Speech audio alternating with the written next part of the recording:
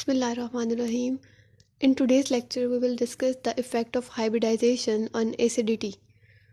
यहाँ पर सबसे पहले एक बहुत बड़ा मेन पॉइंट है जो मैं आपको एक्सप्लेन करूँगी और वो ये है, इसको आपने याद रखना है, और वो ये है कि एस करेक्टर जैसे जैसे इंक्रीज़ होता जाएगा किसी भी मॉलिक्यूल में या किसी भी स्ट्रक्चर में, एस करेक्टर जितना ज़्यादा होगा उसकी एसिडिटी जो है वो उतनी ही ज़्यादा होगी।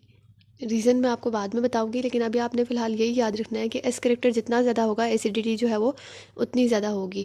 For example in alkane, for suppose ethane, ethane में एस करेक्टर कितना होता है 25% और पी करेक्टर कितना होता है 75%, क्योंकि ये क्या है sp3 हाइब्रिडाइज्ड, और sp3 हाइब्रिडाइजेशन में हमेशा एस करेक्टर 25% होता है। अगर हम कंपेयर करें इथीन को, तो इथीन जो है वो sp2 हाइब्रिडाइज्ड है और इसमें एस करेक्टर कितना है 33%, जबकि जो है वो पी करेक्टर कितना है 66%। अगर हम बात करें एसपी हाइब्रिडाइजेशन की, एसपी हाइब्रिडाइजेशन में एस करेक्टर कितना है 50% और पी करेक्टर कितना है 50%, मतलब दोनों दोनों 50%। तो आपके मुताबिक जैसे मैंने बताया कि एस करेक्टर जिसमें सबसे ज़्यादा होगा उसकी एसिडिटी सबसे ज़्यादा होगी, तो एस करेक्टर सबसे ज़्यादा जो है वो है इथाइन में, तो एसिडिटी सबसे ज़्यादा किसकी होनी चाहिए इथाइन की, और ऐसा ही है कि एसिडिटी जो है वो सबसे ज़्यादा इथाइन की है। अब हम बात करते हैं ऐसा क्यों होता है, क्योंकि 2s ऑर्बिटल में इलेक्ट्रॉन्स जो हैं उनकी एनर्जी जो होती है वो बहुत लोअर होती है। क्यों? क्योंकि ये देखें, मैं आपको बना के दिखाती हूँ। ये न्यूक्लियस है हमारे पास, ठीक है, ये हमारे पास न्यूक्लियस है, ये हमारे पास शेल्स हैं, आउटर मोस्ट शेल्स, ठीक है। हम हमेशा पढ़ते हैं कि जो वैलेंस शेल में जो इलेक्ट्रॉन्स होते हैं, वैलेंस शेल में जो इलेक्ट्रॉन्स, फॉर सपोज यहाँ पर 4 इलेक्ट्रॉन्स हैं या 6 इलेक्ट्रॉन्स हैं, 6 इलेक्ट्रॉन्स कह लेते हैं, यहाँ पर 6 इलेक्ट्रॉन्स हैं। 6 इलेक्ट्रॉन्स जो है वो रिवॉल्व कर रहे हैं और इनकी एनर्जी जो है, इनकी एनर्जी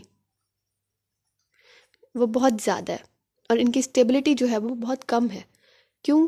क्योंकि ये जो है वो रिवॉल्व कर रहे होते हैं बनिस्बत इनके। अगर यहाँ पर हम देखें, यहाँ पर जो इलेक्ट्रॉन्स प्रेजेंट है न्यूक्लियस की, इन पर फोर्स जो है वो बहुत ज़्यादा है, तो इनमें रेंडमनेस बहुत कम है, इनकी एनर्जी जो है वो बहुत कम है, और इनकी जो है वो स्टेबिलिटी जो है वो बहुत ज़्यादा है।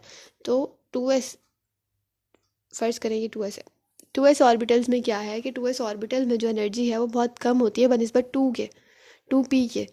तो इलेक्ट्रॉन्स जो हैं 2s में वो न्यूक्लियस के बहुत ज़्यादा क्लोज होते हैं और न्यूक्लियस की इन पर अट्रैक्शन ज़्यादा होती है, इसलिए रैंडमली मूव नहीं करते, बल्कि न्यूक्लियस जो है वो इनको होल्ड किए रखता है, इनको अट्रैक्ट किए रखता है, ठीक है। तो इलेक्ट्रॉन्स जो है 2s ऑर्बिटल के वो न्यूक्लियस के क्लोज होते हैं और इनमें रैंडमनेस कम होती है और एनर्जी भी कम होती है, जबकि स्टेबिलिटी जो है वो बहुत ज़्यादा होती है अगर हम दूसरों की निस्बत देखें। नेक्स्ट हमारे पास है hybrid orbitals having S character means that the electrons of the anion will on the average be lower in energy and the anion will become more stable। वही बात कर रहा है कि एस करेक्टर जिसमें